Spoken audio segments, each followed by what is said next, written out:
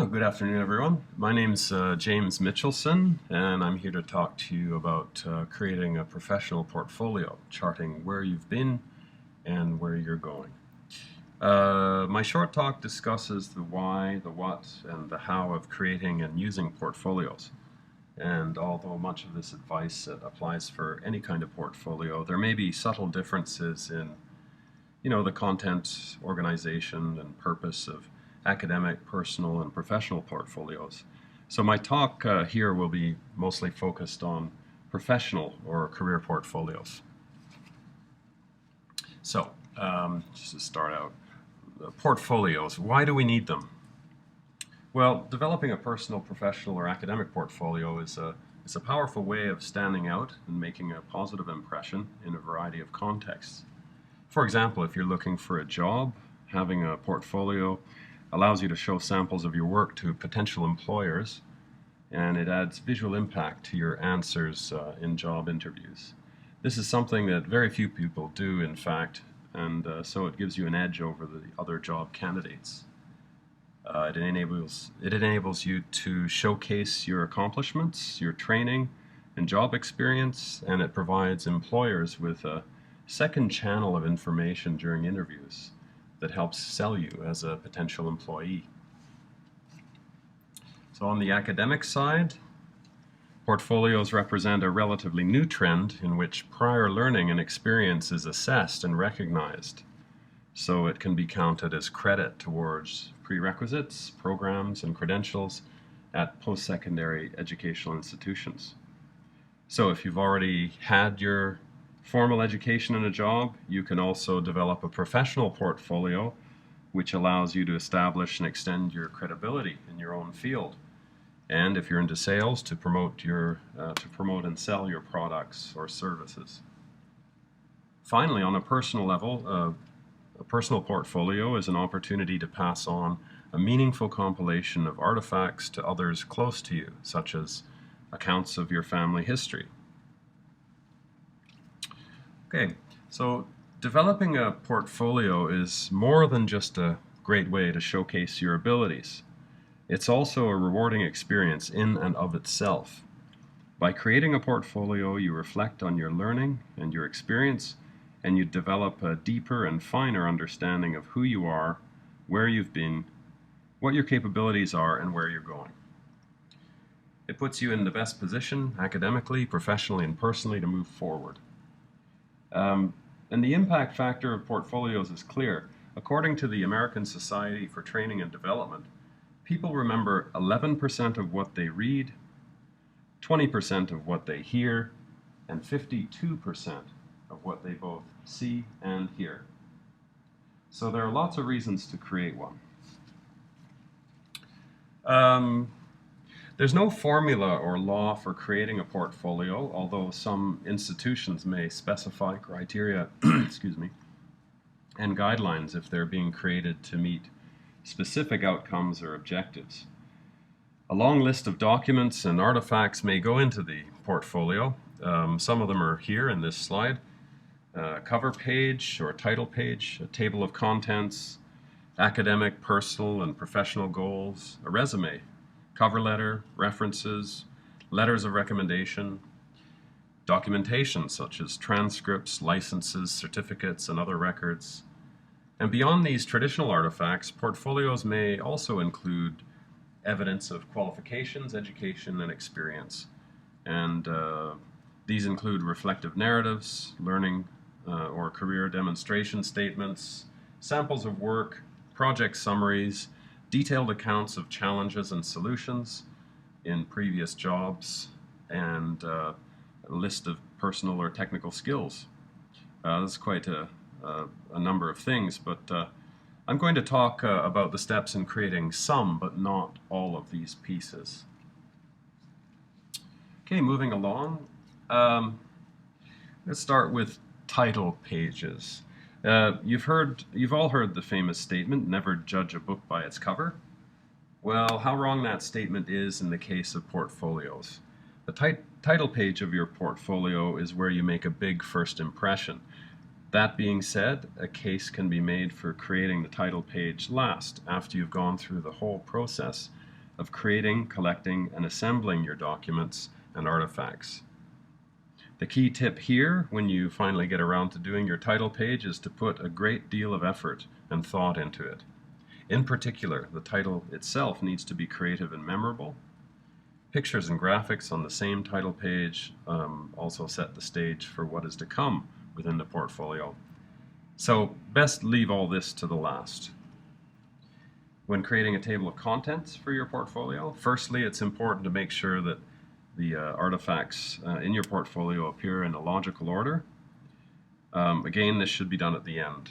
Make sure you list all the sections of your portfolio in large headings.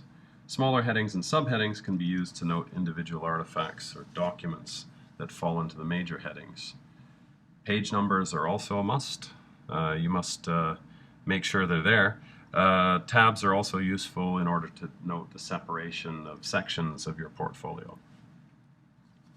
Okay. The next section of your portfolio contains goals or mission statements that help you frame your portfolio and give it cohesion. These can be a variety of lengths, but should be clear and specific. Ideally, you should be able to show the connections between these goals and your academic or professional focus in the rest of the portfolio. The key point you want to emerge from your goal statements is that you have a plan and you've considered what you need to do in order to attain your goals. Now, rather than writing your goals down in one sitting, it helps to take time to go through a process of defining and crafting them. You need to start by brainstorming and drafting your goals, and this involves a fair amount of reflection.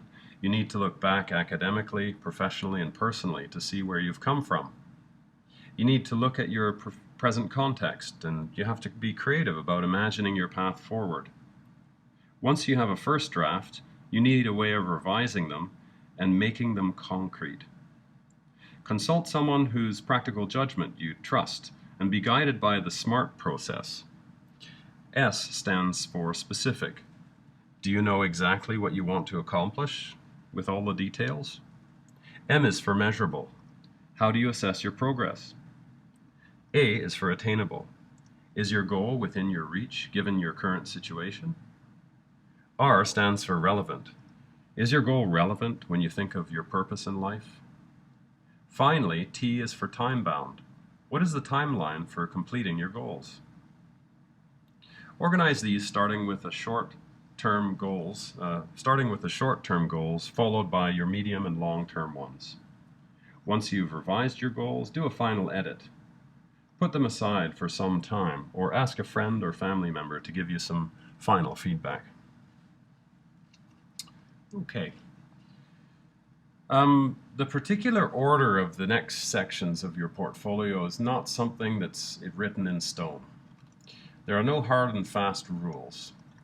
In the case of an academic portfolio, it might be preferable to have evidence of your learning and experiences in the form of reflections and personal narratives.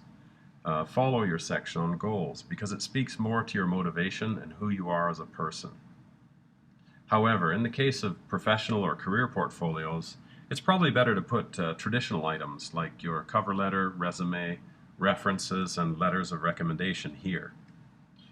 How exactly to create each of these documents is beyond the scope of this presentation. They all have their specific purpose, content, organization, and style. At this point, if you don't already have these documents, it's advisable to go through the process of making them by yourself. However, if you have the resources and the job or position you're trying to get is high stakes, you might consider having your resume and cover letter done professionally. Either way, the content, language, and organization of your cover letter and resume need to be tuned so that you have the best impact on potential employers. Many job seekers have multiple resumes to target different types of employers. But as a minimum, you should have the following in your resume: contact information, educational history, employment history, skills, community service or volunteer history, personal interests, professional development, professional affiliations, and publications and projects. The next section of your portfolio is probably the easiest one. Here's where more traditional documents go, such as transcripts, licenses, certificates, and other records. This is where the fun starts. Additional evidence, these pieces are where you can show your creativity in providing added evidence of your qualifications, education, and experience. This section can include a personal overview or reflection, such as samples of work, project summaries, accounts of challenges and solutions on previous jobs, career demonstration statements, and so on. To begin with, you might create a chronological overview of your work history. Again, the process of brainstorming, drafting, revising, and editing described earlier is important. It helps in the brainstorming and drafting stages to draw a lifeline, where you draw on a timeline the important events in your work life so that you can write your life story or your work story. First, think back and identify events in your past that influence who you are now, what you believe, what is important to you, and what you prefer or dislike.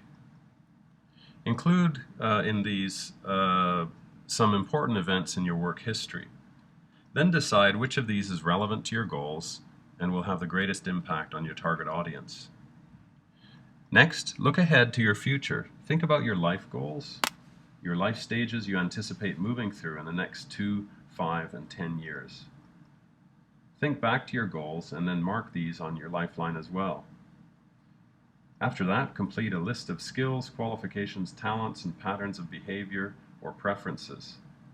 Use the timeline and the list to help you determine what kind of person you are now, or define what kind of person you are now, what your interests are, how these influence you to learn the skills and get the experience that you have today, how you decided to enter the kind of work that you do, and where you want to go from here. In a sense, this chronological account is an overview of where you've been and where you're going, and gives employers a sense of who you are in professional contexts. Depending on your interests, creativity, and requirements of your portfolio, you might want to move on now to writing more focused and targeted accounts of you as a working professional. Now, this may include an account of challenges and solutions faced on previous jobs, a summary of a project you had a major role in, or a scenario which characterizes you as an effective employee. Go back and have a look at the work you did in the chronological overview of your work history for some inspiration. Use the same brainstorm, draft, revise, edit process described earlier. Include 2 or 3 of these in your portfolio and make them short, sharp, and punchy.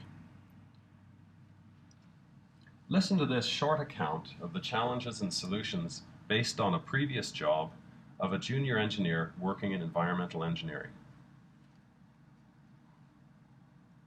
Title: Finding a Hole for $100,000. I was a junior engineer working for an environmental consulting company in Mississauga, Ontario. At that time, I was out of school for 2 years, and as a junior engineer, I accompanied a senior engineer to a local factory which produced fiberglass insulation. You know, the kind that's in your house. They were having trouble with the fumigation hood, which was actually at the end of the process.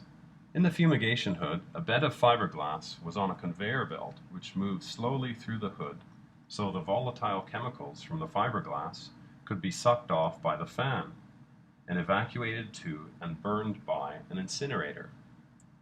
This process prevented the volatile components from the final product from getting out into the air and affecting workers and the environment. The company was having immense trouble with the fumigation hood. The fan was not sucking enough air off the fiberglass, and so it was a work hazard inside the factory. Our team arrived with all the equipment to test the ventilation system of that fumigation hood, and I thought at the time there must be a basic solution to this problem.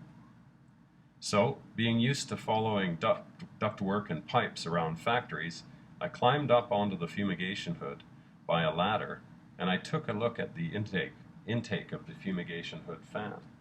To my surprise, right at the inlet of the fan, a huge hole had been uncovered in the duct. Somehow the hatch for this duct had been pulled off by someone and left on the ground. This meant that the fan was sucking the air out of the hole rather than the fumigation hood. I pointed this out to my senior engineer, and she said, "My God, we've been paid $100,000 to do a field survey on this ventilation system, and you found the problem on the first day." It was a very basic revelation, but an important one. And this is how I managed to win the company $100,000 just for discovering a hole. Stories like these can go miles in describing to potential employers what kind of employee you are and why they should hire you. Okay, moving along. Until this point, you've been doing a lot of writing, and your portfolio is going to look a bit text-heavy. So in order to offset that, consider using charts, graphs, and visuals which speak to your accomplishments as well. If you can represent the outcomes of a project, activity, program, or sales campaign that you were involved in with numbers in an appealing chart or graph, this will give a lasting impression to potential employers about your competence and the positive impact you'll have on their organization should they hire you. Following these sections of the portfolio, additional evidence can be included, such as previous job descriptions, performance evaluations, samples of report writing, newspaper articles, videos of your work or performances on a USB stick, product samples, and so on. This is all good evidence for your portfolio. Now it's time to draw it all together. You need the best, most appropriate stationery to house your portfolio.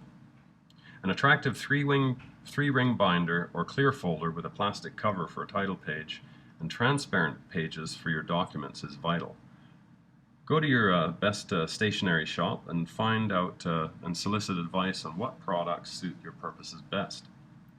If you have the time and resources, it may be interesting to experiment with having your portfolio done professionally. Okay, now that you've got your first portfolio, remember this is not a final product. It's a work in progress, just like you are. So continue to refine, maintain, and add to it in order to improve the impact that you can have on potential employers. Now that you've arrived at something, how do you incorporate it into your job interviews? Well, many people are familiar with the traditional format of job interviews. This is your opportunity to change the format to some extent. First of all, bring it to your job interview and ask permission to place it on the desk at the beginning of the interview. Placing it on the desk, well, it becomes a potential talking piece during the interview. Seek opportunities during the interview to refer to it, and even introduce the interviewer to your portfolio by opening it and discussing it. Talking about the portfolio itself can actually change the structure of the interview and can provide a sounding board for the interviewer to ask you targeted questions that play to your strengths. If this opportunity doesn't arise, hold it aside and refer to it when you can to answer specific questions. Make sure that you have 2 to 3 copies of each document in the portfolio so that you can leave them at the job interview. This will prevent you from taking the originals out of your portfolio. Presenting and using a portfolio in this way during a job interview will make a polished and professional impression. So, creating a portfolio is a huge time investment, and you need to take time to build, refine, and maintain it. It is, however, a hugely powerful tool to get you where you want to go. I'd like to thank you for listening. I'd be happy to answer any questions if you have them. You can also contact me later if you think of additional questions or would like to access resources on this. My name's James Mitchelson, and I'm at the Center for Academic and Career Success. Just email me anytime, jmitch@cacs.com. Thanks very much for your time.